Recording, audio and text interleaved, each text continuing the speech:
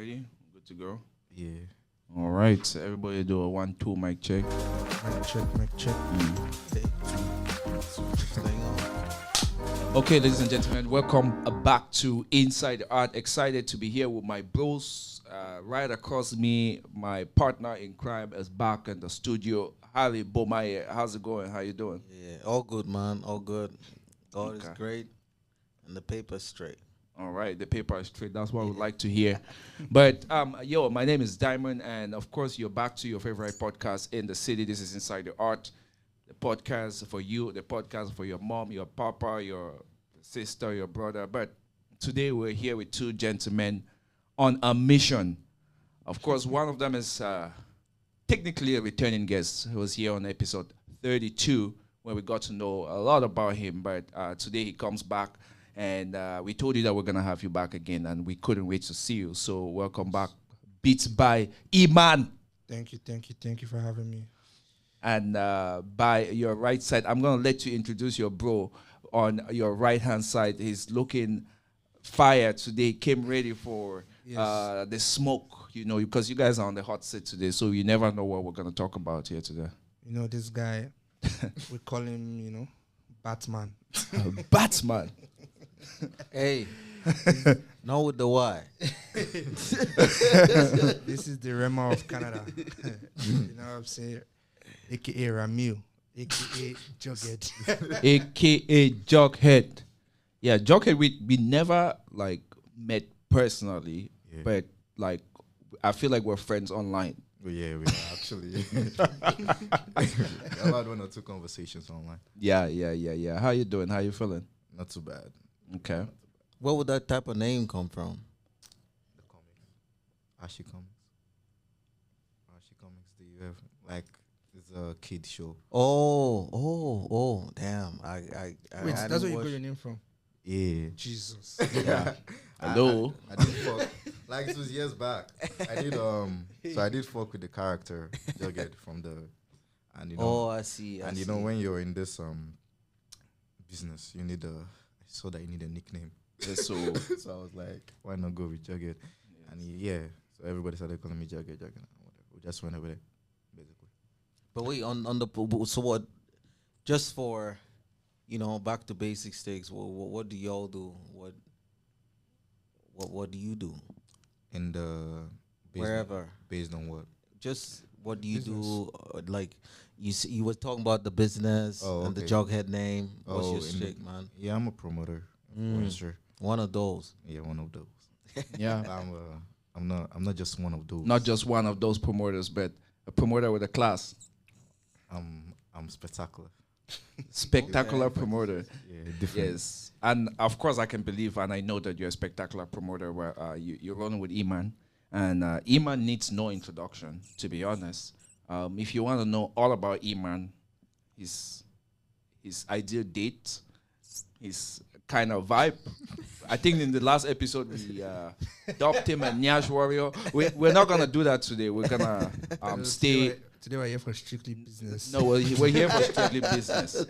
Yes, we're here for strictly business. And if you don't know Eman, you go back and check us out on episode number 32, and you would know everything about Eman. But just as a refresher, Eman, please, for those who don't know you, how would you introduce yourself?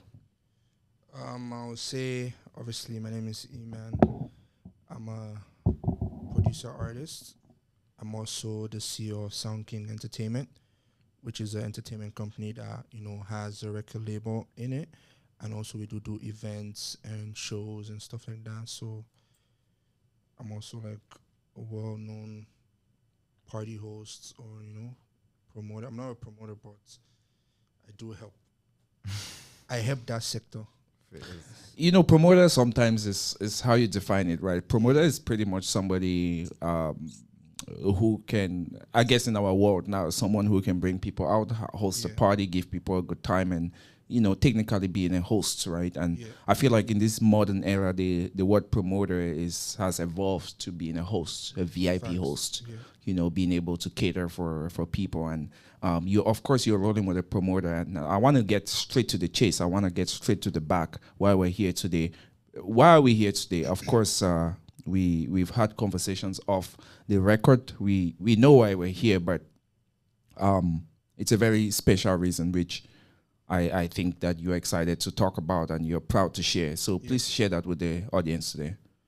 Yeah, for sure. So me and JugHead were already planned a big Canada tour. It's a party tour. It's called Insanity. And like I don't know from where to where, but we're just talking one day and I just told him, Alpha, you know, we need to do something. I think he wanted to do a party, right, in Toronto. So, and I told him, okay, we can do the party, but I have an idea of like doing the party in multiple cities, right? Because one thing about me is obviously I try my best to find ways to break into different markets. And I feel like certain like promoters or like me personally, I haven't really tapped into different markets across Canada. So this was like a great opportunity for me to be able to do that. So then we just, thought about it and we said, okay, you know what, let's look for and use connections that we have across the country to make it a possibility. So we reached out to a lot of people. We're able to, get people that were also excited to invite us and welcome us to their city and do something with them. So that's why we were able to put the tour together. This is a perfect time to ask the question which we're asking Harry.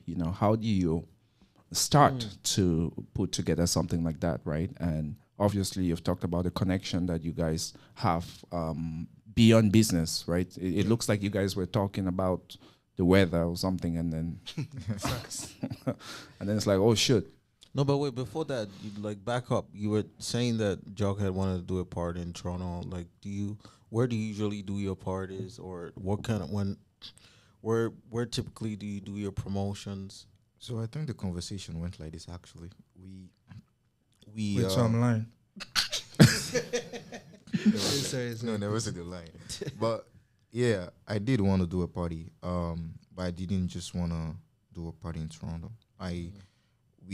That's where the whole idea came about. Right. Of like he wanted to spread. I too wanted to spread. So like it was just like call it fate. Like two people having the same vision. He had the cities in his notes too, and I had cities in my notes. But we didn't know. So when we were talking, we realized, oh shit. So we're like, okay, fuck. Since both of us were having the same vision at this point, so let's just run it.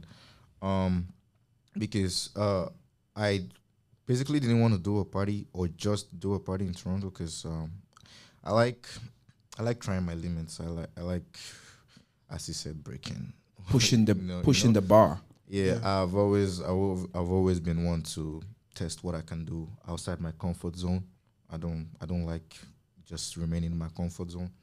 So that's why we decided, okay, we'll do this Insanity tour.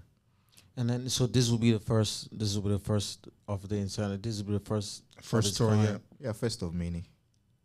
Has there ever been an Insanity anything before, or is you guys got together? Why Insanity, by the way? Because they crazy, man. I know. So first of all, the first name was Rave or something. Let's Rave. Then Eman was like, huh?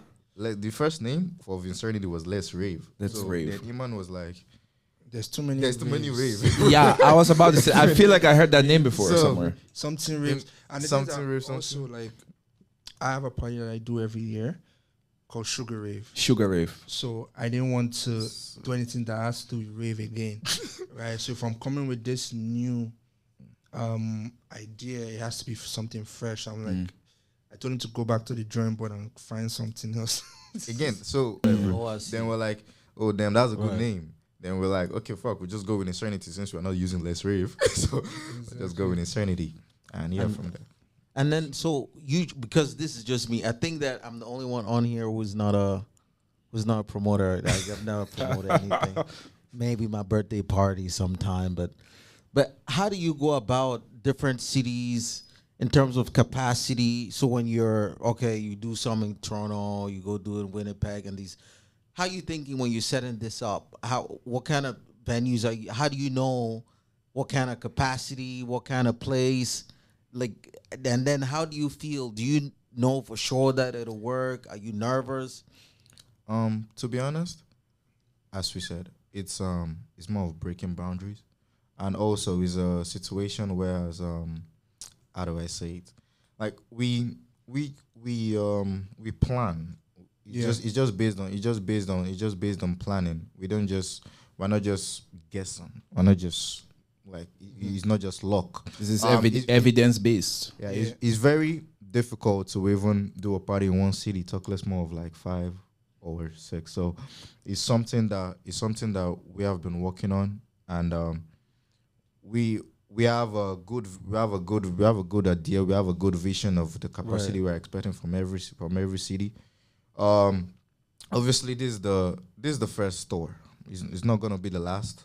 So we're expecting the most out. We're expecting the most out of it, and that's why again I said I'm starting, or we decided, or I pushed it to decide to start with Toronto. Yeah, because I was more thinking. I feel we should start with I feel we should start with the bank. I feel we should start with where we are based, where we are more familiar to, before we to build confidence, because it's not gonna be an easy task to go from one city to another city to another city. Is crazy difficult to even plan a party in this city in Toronto, and talk less more of breaking boundaries. So Just to add to what he's saying, right? Based on your question, we're also obviously, like I said, we're talking to promoters and people in those cities. So they're giving us the lay of the land and say, okay, if you want to do this, right, this is how it works. But since it's your first time, do this, right? So that the risk you're taking, you're not like, I see. you're not, if it doesn't work if it doesn't meet your expectation, you're not losing too much. Yeah. But if it does, it looks amazing at the same time. You know what I mean? So we both know that it's a risk, like trying these things. Like we say, we want to test ourselves. We want to push these boundaries. We want to push this bar. So we're not going to do it stupidly. We're going to do it very smart. Very smartly. Yeah. So we're going to use the information given to us from our peers over in those cities and take it into consideration in our decision making, where we know we're spending here, we're not spending here, we're doing this, to make sure that not only bringing the experience, like the experience that we want people to experience at the party from Toronto, but making sure that we're doing it in a very calculated way based on the advice that we're getting from the people on the ground, basically. Because you're not going to go to someone's, you're not going to go to another Backyard, city, someone's backyard. Someone's base, yeah. I want to use your knowledge from Toronto to... Right. Doesn't work like that. It won't work like Is that. what I always wondered, because I was wondering that, okay, if you're, a promoter, could they just give you a random city? Let's say they just gave you a random city. Say, you know what? Budapest. Those we need a party in Budapest. We want to make it happen in 3. Is this something that you can do with any city, or from what you guys are saying is based off of relations? Because if they just give you a random city and say, hey, here we have, what's the most random city we... Wait, so when you say they just give you, who's Like, gonna they don't give know you? anybody. No, who gives you the random city? No, I think if it's a game, like, let's say for example, if we want to take it outside Canada, is it right? possible? Yeah. It's possible, because here's the thing: it also has to do with our own research as well, what we're willing to do. So, for example, I'm confident by like after this Canada one, by early next year, if we want to go to the States, I'm confident that we can do 2-3 cities in the States from the people that I know. Yeah. But to answer your question, in terms of people that, let's say cities that we don't know anybody, we can do our research, we can ask questions, we can figure out who throws the parties in those cities, Yeah. Connect and we with them. can approach them the same way we approach the promoters that are here. In as the well. other cities. Are they always welcoming? If a promoter, let's say you hit a promoter in another city, and I'm sure they want to cut. There's some Of course. they want their guy to be the DJ. They have, so how you cut through all of that, and are they always welcoming to just reach out to, when people reach out to them to ask questions? most times, Most times. they are, but we'll always, like, it's live. You always meet a promoter that thinks is Burna Boy or thinks is Wizkid. most of them are welcoming. But you always meet those ones. Yeah. And obviously, because it's something different, sometimes they don't want to gamble, so they want assurances beforehand. Like, for example, if like you approach a promoter and say, okay, this is what we're doing, we're coming to your city, let's partner up and do this event. They might not want to partner up. They might just want you to pay them to do the work that you really need them to do rather than partner up. So that's what some people might want, like assurances before working. Yeah, right? and obviously, some places you're gonna need to show receipts, right? Like this is what we've done in Toronto. This is my history, right? I'm talking about brand new places. I'm sure, obviously, when you're thinking about a tour, you want to start with, some places where you have some thread, some footprints of connections, right? You're hitting up some guys that and then they hit up other guys, and then it becomes a. But how is the relationship between both of you? What is? Do you guys agree on everything? Do you guys disagree? Yeah. 50. I mean, 50-50 is a big number, man. It's like every other day. What? To be like, we're humans, right? We won't always agree on everything. Like, there are some things that I'll be like, yo, let's do this. Let's do it this way, and you'll be like, no, I think this way is better. But I feel between us, there's always a middle ground. Yeah. We always find a way to come. Okay. Say, okay, this is the middle ground. The same way we found our notes is is the same way we also, find the middle ground towards every. The good thing is that he's a visionary. I'm a visionary. We think outside the box. So no idea is a stupid idea. Yeah, no idea is off the limits. You know what I mean? So, like, for example, for the Toronto show, I was telling him like, yo, I want to bring an instrumentalist, right? But not a drummer. Like, I want something different. Like, it's a different experience for the people. Well, I guess a drummer has been overdone. A drummer is there's always a drummer. We can also add a drummer, but like I was thinking something different that I've never seen at an African party. You know what I mean? So we're gonna bring like a live guitarist. Yes, a violinist, something like that.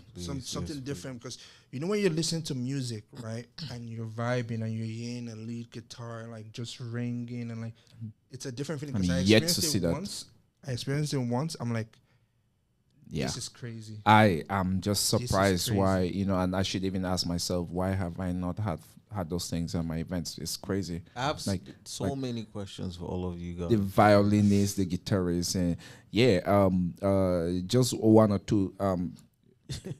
Harry, how about you shoot? Huh? Shoot. Yeah, so I have plenty of questions. Because, you be hearing all these things, and then, so for instance, in maybe the promoting or the party world, are there some people that are the greats? If you look here, like music, basketball, like anything, are there some people that are like the greats of putting parties together? In Toronto? Anywhere. Like, I don't, it's because I imagine there's a whole world. There's some names of people, these parties that move cities. Are there like some greats or people that, if there was a mentorship program or stuff like that, I'm just trying to figure out who are the greats in promoting or party making, and then how do you guys get to even, classify those people and what makes a great party? Because if I just throw a random party, how I think about it is, if I throw a random party in here, for instance, if Drake show up here, is the greatest party. This is how I maybe from the outside world. So if I throw a random party anywhere, and I have Drake and freaking that baby come through there and Burna Boy, then it's the greatest party. But I won't say that. I won't classify it as okay.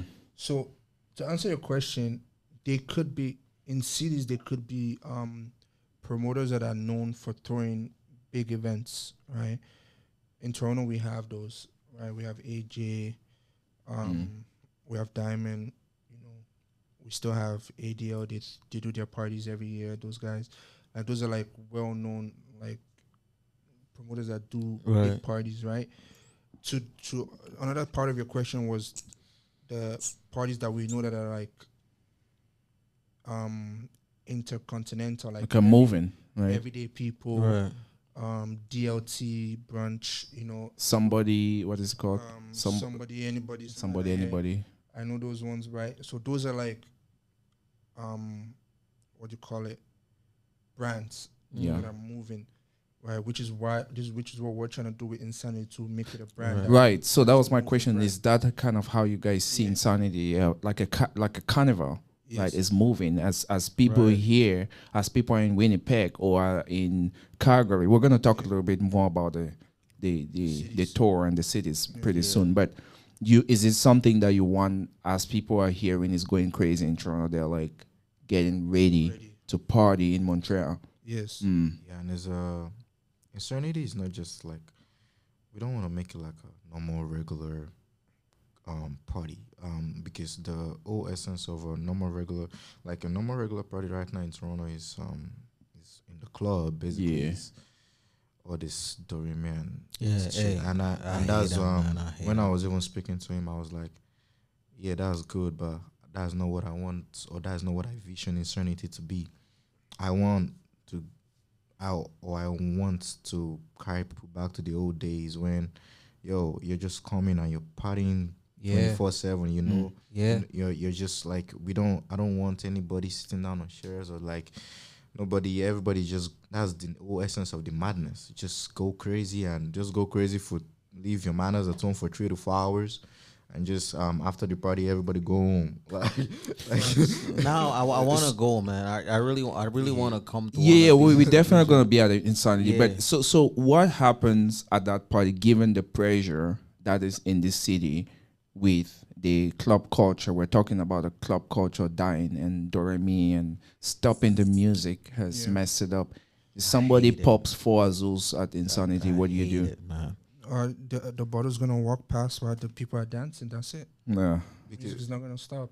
Oh, I don't please blame, man. honestly, I don't blame the clubs for what they do, for the recognition, or when when the baller buys, because someone like me, I don't drink. So I mean, if I get a premium, what I'm paying for is the presentation. Yeah. So It's the experience. yeah. the So like what I'm paying for is the remakes, the water zoo, what type, like that's what I'm paying for. So it's not the alcohol. So all those bottles that I see, JugHead to everybody is. Yeah, I don't. It's really to everybody. Yeah, it's really to everybody. It's for the it's for the people. The thing is also is that you have to like take note of the places that do these things, right? They are set up for that kind of experience. Yeah. There's no dance floor. Yes. So that's why when we're scouting locations for our party, we're looking at those things and saying, where can we avoid all these? Oh, you know, please, man. a place where they don't even have a sign. So even if you buy a bottle, you just see the lights, you drop it on the table, you drink, you're on the dance floor. Oh, makes You know sense. what I mean? So like those are the things that we considered before we chose the Libertine, because the Libertine is a great spot with like a nice dance floor. It has like a few booths, but like This is here. in Toronto, Yeah. Toronto, downtown. So like it has a few booths, but like they're not like booths that are isolated. The booths are connected to the dance floor. Like, you know what I mean? Like, and you can see the dance floor, you can see the DJ booth. Like everyone is connected. So you want the experience to be like that, where people feel connected with the DJ, people feel connected.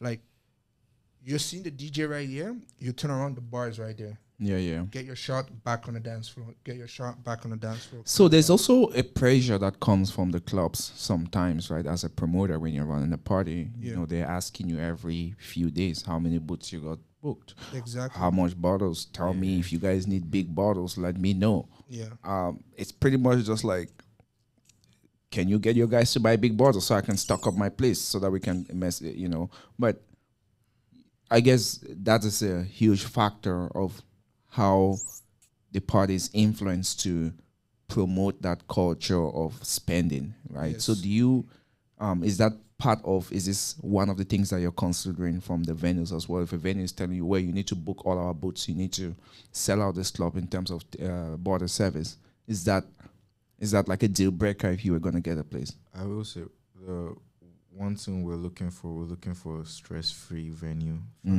like because the old tour is already stressful. It's already stressful, you have to see. So we're trying to minimize stress as much as possible. So when we found the Libertine, it was we had other options. Mm-hmm. We had other options. We could get clubs for free if we wanted to. Of course. But again, stress free. So the Libertine was it gave us less stress. Their wants and needs were simple, doable. So we're like, of course, let's just do it there. Mm-hmm. So I want you guys to talk about. Let's talk about the tour itself. Let's talk about the cities that you guys are going to go. Let's start with Toronto. How prepared are you guys, and how excited are you for the first show? Yeah, I'm excited. We're prepared. We're ready. The DJs are ready. The MC's ready. Like I said, we're bringing in a live guitarist as well to accompany some of our DJ sets. So it's a different experience. Mm-hmm. We want people to feel something different from their regular everyday party, from their regular club weekends and stuff like that. So we want people to like leave Insanity and say, okay, we're going to be back next year. You know what I mean? Or we're going to be back, or they're going to be demanding us to do a part 2. You know what I'm saying? So that's the kind of experience we want to give people that are coming. And that's why we're encouraging people to like, make sure you're ready to rave, make sure you're ready to party, make sure you're ready to turn up, make sure you're ready to get lit. Because there's not going to be a dull moment. And you don't want to feel like, you don't want to be the odd one out. Let's say in your friend group, like everyone is vibing and you're just the odd one out. You have to be mentally prepared for Insanity. Mm-hmm. Mentally. you guys are telling the all this thing, man. I think we're going to go. Yeah, we're going to go for sure. But step into the madness. No, for sure. We got to go. Step into the insanity. But I think I was going to ask something. Let's just get to it. CDs and dates. What are you talking?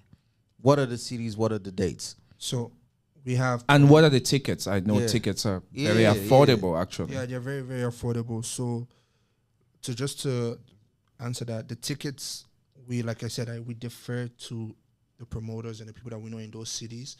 We're keeping it very, very low, like $15, $20 for like all the cities, basically. We have Toronto first. We have Winnipeg second. Then we go to Ottawa. And then we go to Montreal. Then we have Halifax, Calgary. Nice. I think everything is... No Edmonton. Edmonton and Calgary is pretty much same. Yes. I see. So it was between either Edmonton or Calgary, but I knew more people in Calgary to help us basically have the party. So it's better. I want to assume you're working with people like DJP. Yeah, DJP is there. So us and DJP were partnering for this party. Yeah. Nice. The last day should be in November, to be honest. Yeah. So the last day is probably going to be November 22nd. Yeah. When is Toronto? September 20th. Next week. Next week. Yeah. Next Saturday. Okay. Next Saturday. Okay. Will they outside now, Harry? Yeah. This time for real. Inside the art, what day? I'm always wondering. So if you ask me, my thing is, I like music. And if you ask me the one person, I could always say, who is the one most important person in a party you think that cannot get sick? So there's one person and integral, there's maybe the hype man. So I'm talking about promoters, hype man, DJ, club manager, maybe bottle service people, club. Who is the one most important person that says, hey, if you don't give me this, I'm leaving, and you have to work with this person among all the other? Who's the one most person in the party scene? For me, I'll just answer based on Insanity. I'll say there's two. One, the person working the bar, and second, the DJ. Right. Because those are the two key factors in the experience of our party, of the party goers, right? The person delivering the amazing music, the person presenting them the shots, the drinks to like rehydrate, for people that don't drink, rehydrate, get your Red Bull, get your juice, get your water. People that drink, get your shots, get your beer, Those are the two important people for me. What do you think? And yeah, it should be like, DJ obviously. Obviously the person, because some people need something in the system to boost. Some people need that boost. Yeah, so How about the guy with the balloon, the guy with the propane? The guy with the balloon. How about the Igbo guy? The guy supplied the Igbo. The alcohol can do the job. Grass Alcohol guy can do the job, to be honest, because you have to remember, like JugHead said, we're trying to bring back the old way we party. The weed is extra. Man, please, the old way we party is please do, man. good music and alcohol. Yeah. Right? Obviously, the weed is extra. I don't smoke, so people that smoke, they can enjoy that. Right? So it's about great music and liquor, you know what I'm saying? Like I got tired. To be honest, I got just so tired because Bro. everybody's standing around. Nobody's really dead. Everybody just want to pop balls and be stuck in a section. Another thing that I was going to ask, and this is the part where I imagine the promoters have the least control. But it's an important part in how great a party is, which is the crowd. So maybe you could promote your stuff how you want, but when you go to parties, this is why I was given the example of maybe have some big artists at a party. But this was just my point to say that every time that I ever thought about a great party, reason why you could go to a party where they play freaking salsa and then it's just a great crowd, a great group of people. Energy. Everybody dressed nice. Some good-looking people. How do you control that? Because you could advertise on your socials, but do you ever get to control the crowd of people that come into a party? Because I know that's a big part of why parties are successful. How do you get to decide? How do you get to play with the crowd and who comes, who doesn't come? It's all about the marketing, right? So if you're trying to, is who you're selling it to. If you're trying to sell an experience, you know who's gonna come. Like you said, if we're promoting a salsa party, right? We know the Latinos are gonna come, the Latinas are gonna come, the South American, even white people might come because they wanna try salsa, all this kind of thing. You know the kind of crowd you're gonna get. Right? Not Nigerians. Nigerians will come like those that want to experience it, right? So we know for sure, based on how I'm marketing the party, it's an Afrobeat party mainly, but we have a lot of Caribbeans that are interested in coming as well. So, and the DJs are aware of that. We know we have to have a balance of Afrobeats, Amapiano, dancehall, soca, those kind of music. Even some hip hop and trap, Exactly, to accommodate. Where we're in Toronto, like, if Toronto people come, we have to play some hip hop, and you know what I'm saying? Like, and it's also on the job of the DJ and the MC to be scanning around and see how the crowd are reacting. Communication to see, okay, this is the time to switch to, this is time to switch to that to get the crowd going. Because not everyone is gonna Ozeba for 2 hours. Right. It have to be a flow in the party, right? It has to go up, down, up, down, up, down, because we can't be all up here for 3-4 hours. That's crazy. We're not on drugs. You know what I mean? Yeah. Well, I thought you said that it was insanity. I said alcohol.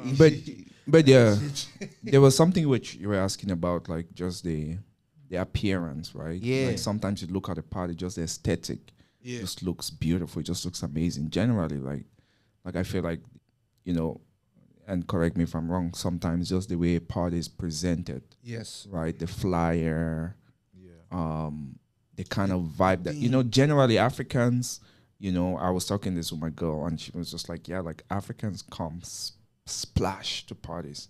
They come, it's the only crowd that you can see people and different cultures are really being shown, and people really expressing themselves in the way they want to be known and the way they want to be seen.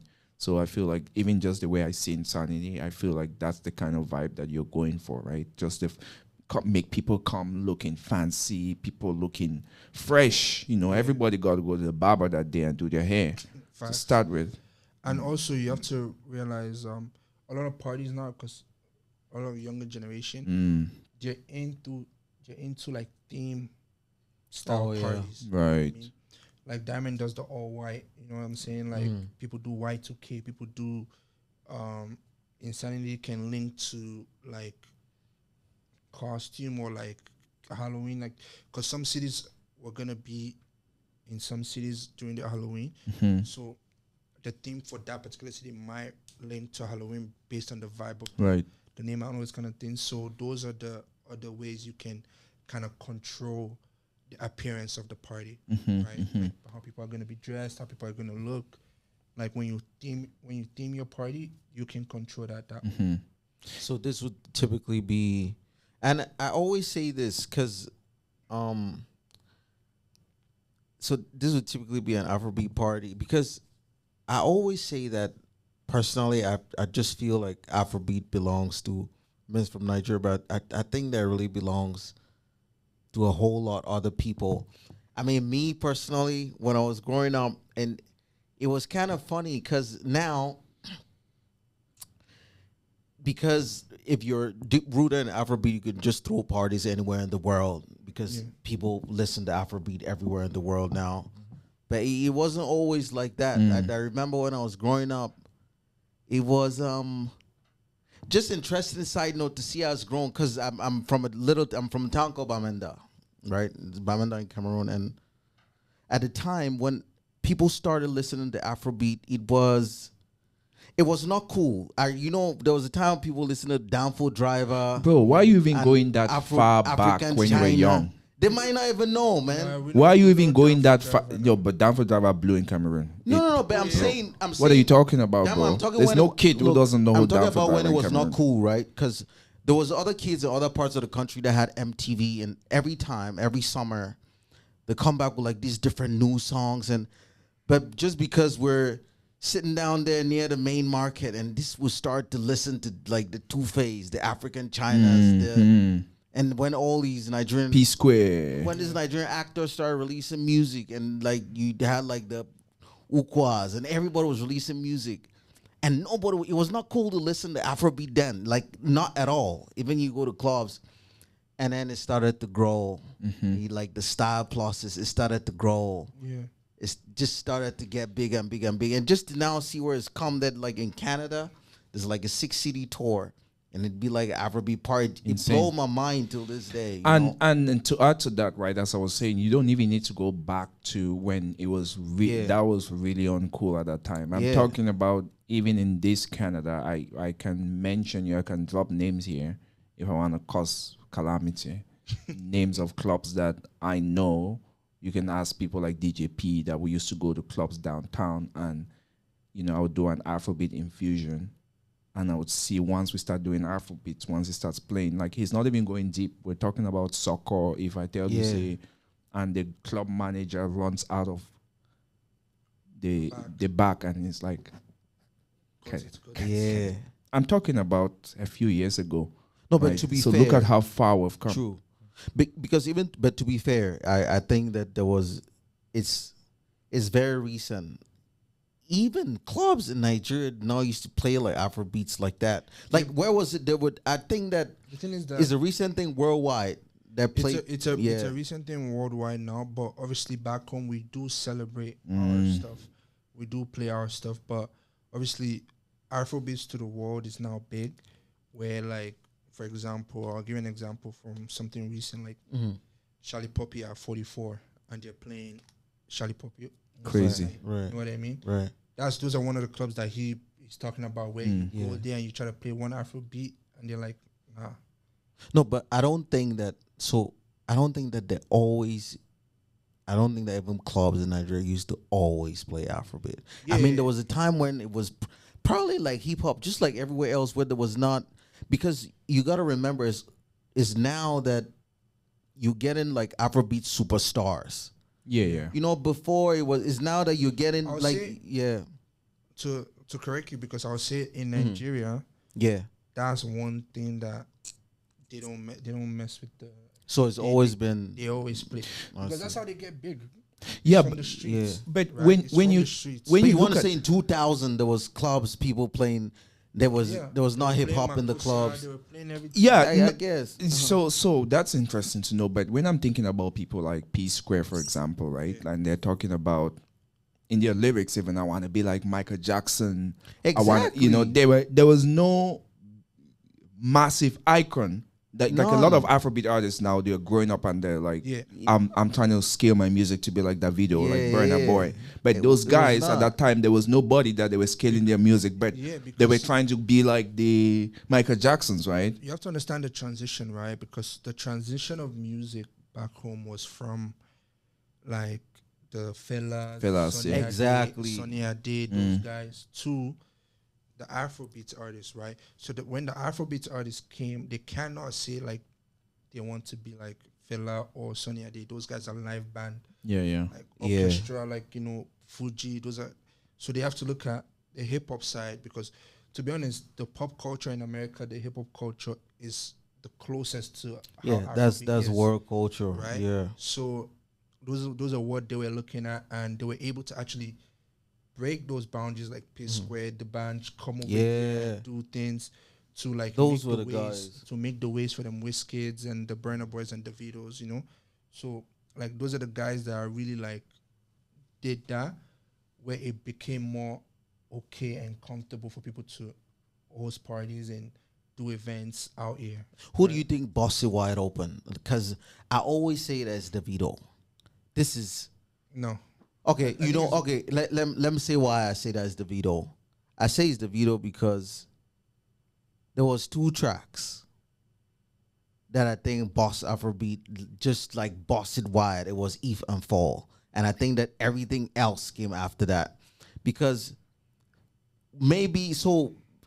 maybe we scared to have a featuring with Drake, and I'm just saying like a total outsider, but for the when it became a thing that just Afro was just, it was now wide open. I think that is that moment, is those months that Davido had If and Fall. This is what I think. This is my Oh, I theory. see what you mean. And then everything after that, because there were other bigger songs and there was One Dance and some kind of things.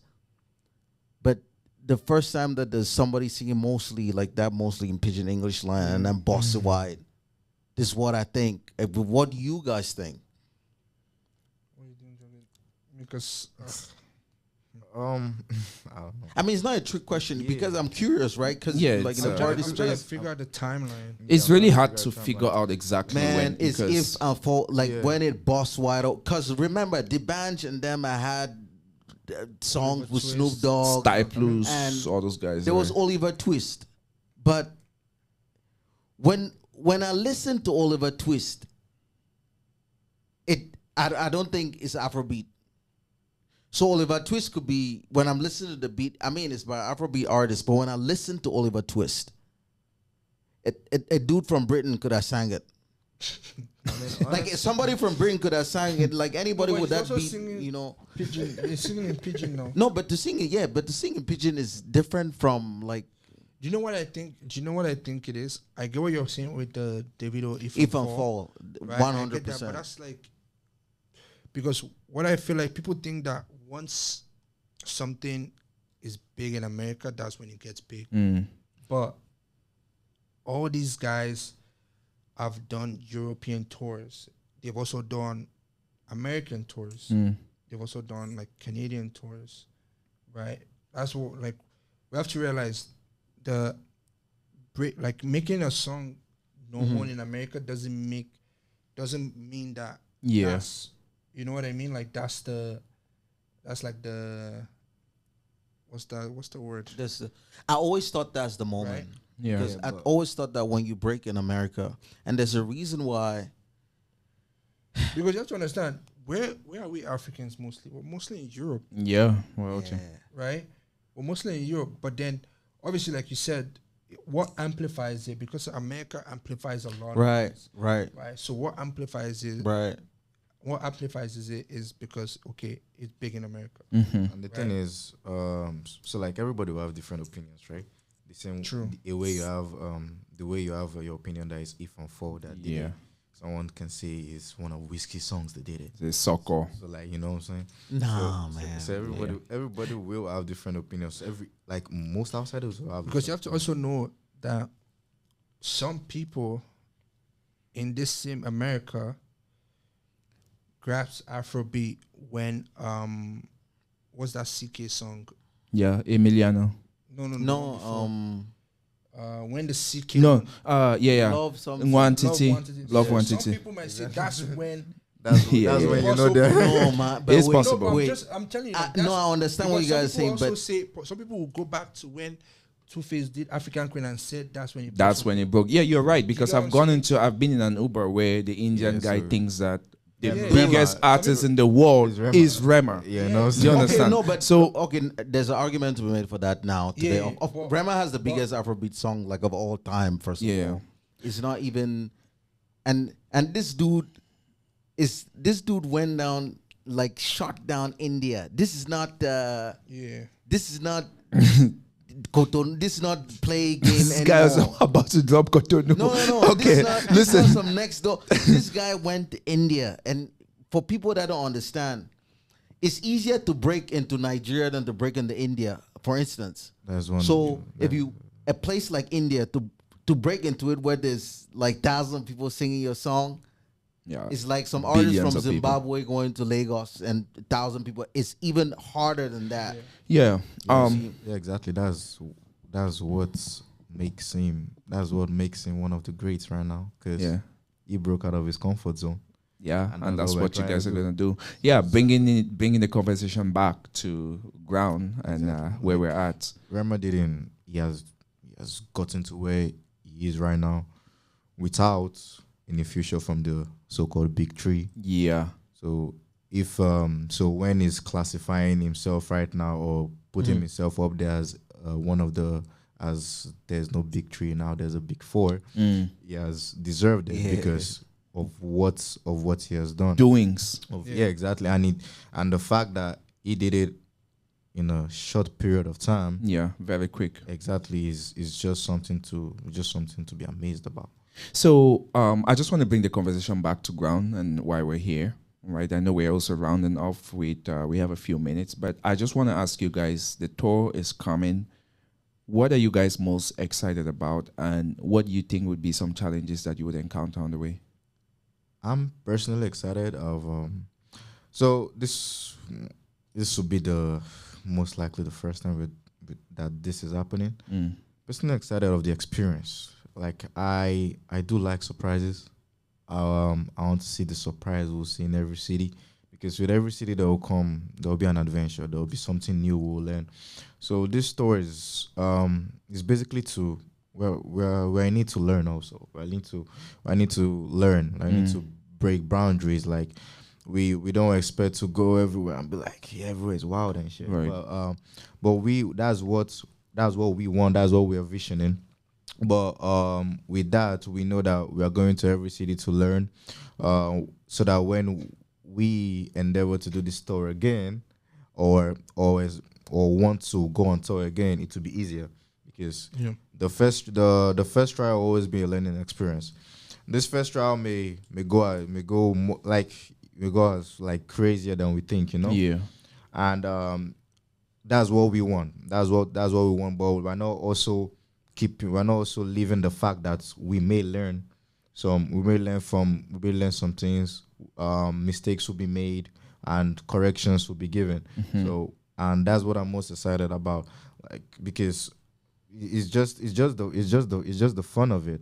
Like another reason why I haven't gotten, or this idea made a lot of sense, was I get bored easily. Get bored of the fact that when you're I stay in Niagara, so I'm not classified as one of those Toronto. So when he was saying one of the ones, I had you to kind of got offended a little bit. I could see, and I'm happy you corrected it. You put your foot on the ground. You're like, nah, I'm not one of those. because it's been a journey for me, because when you're in Toronto, it's easier. You're a promoter in Toronto, but with what I've done coming from another city, it's crazy. It's crazy for me because I can match any promoter in Toronto right now, respectfully. Facts.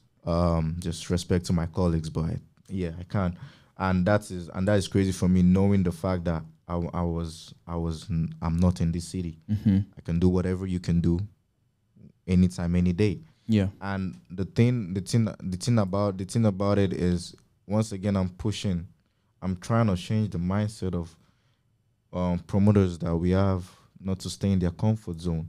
It's not just it's not just a learning experience for both of us. It's a learning experience for every promoter. Absolutely. You don't need to maintain in one club. Like I do like consistency. I do like loyalty. It pays a lot. Somebody wants to drop names, but he wouldn't. But it's okay. Sometimes, but something because Wahala. But no, you know what I'm saying? Uncensored. But promoting is an art. It's beautiful. It's something that we shouldn't just be in our comfort zone. 100%. Like right now, anybody can call themselves a promoter in Toronto. Trust me. And it has made the name. It has made the word so. You permit me to say useless, bro. Like anybody can wake up and be like, "Yo, I'm a promoter." I don't even want to call myself a promoter. That's why when he asked me, I was kind of 50-50 on should I say I'm a promoter? Yeah. Should I say I'm an influencer? Like, you know what I'm saying? Because the word when I started it like years back, it had more meaning than now. Yeah. Anybody can call themselves. If someone can bring about 1 to 2 people and say, "Oh yeah, I'm a promoter," but that's not it. That's not it. Like you're not a promoter if you can just bring out your friends. Like you're not a promoter. Yeah. You're a promoter when people can see your name on something. Like people that you don't know, like they can see your name and be like, "Yo, I want to be in this party because of this person." People that you don't know at all. Like so that's just it. Like the whole insanity thing is a lesson. It's a lesson for everybody. It's not just for both of us. It's a lesson for everybody. Like we will make mistakes for sure. Like it may not go the way we want it. Yeah. But it's something that both of us were the first to do it. Absolutely. So like as long as you haven't attempted it, I don't see why you should talk or you should say it's not something that is good for us. You should attempt it first. Absolutely. And I feel every promoter should have that ambition not to be in their or not to remain in their comfort zone. They should try their best to come out from it, like do something different. Like because regardless, as you call yourself a promoter, people are looking up to you. Yeah. Your friends, family, people that you don't know. Some people are looking up to you. So do something for them. Like do something, surprise them. Like don't be giving them the bottom of you're just on one club, and don't be giving them that bottom. It gets boring. I got something to help you out. If you don't like the name, I just put it in ChatGPT now, and I was looking for other names for promoter. You got event curator. I heard that one too. I heard that one is becoming a smash too. I'll pick some of my favorite here. You got entertainment liaison. I think I like those. You got lifestyle ambassador. You have that lifestyle ambassador answer. You have nightlife strategist. Okay. That one looks like a corporate job. Yeah, you have you can put in your resume. Lifestyle. You have what they call. You have party architect. Hey, you have. I like that one. Vibe director. You have social engineer. Wow. Hey. Wow. You have elite hospitality consultant. Man, you can pick from any of those. That would be on the business card. Yeah. Yeah, man, we're getting to the end, but I just want you guys to give some shout outs to some people, maybe some venues that have helped you put all of this together. Drop your socials and just how people can get connected to this party. Yeah, so first we'll give a big shout out to the Libertine for partnering with us in this for this movement. Obviously, big shout out to JugHead. Big shout out to DJ Scorpio. He's not here. He just came back from Mexico, and that guy, well, he's ready Como, for insanity. como estás? That guy's enjoying life. Wahala. Scorpio. Yeah. Big shout out to all the hosts that we have. Are you touring this with Scorpio? Yeah. Are you doing the entire Canada tour with Scorpio? Yeah. All right. So big shout out to all the hosts that we have for Insanity. Big shout out to all the cities, all the promoters that, you know, welcomed us and are willing to partner with us and work with us, because it's something different. You know, it's something new that no one has tried, especially like what we're doing this is not a tour with like a big name artist. It's not a tour with like a big name DJ. This is not a tour with an international DJ.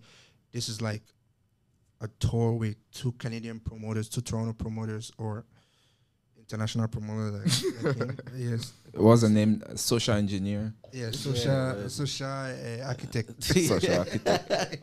Right. So it's these are regular Joes that are putting this together and doing something huge, right? So we want to give a big shout out to those guys accepting us in their cities, and also lastly we want to shout out to the party goers, right? Our consumers and the guys and girls that are gonna come out and party with us. Spending their money, Exactly. you know, like you're adding money. We do appreciate you guys. We appreciate, you know, It's buying not easy tickets. to, you know, even to remove $1 from I swear. from your pocket is not easy. So we do appreciate everybody buying tickets. And yeah, he's gonna be crazy. He's gonna be mad. Where can people buy tickets?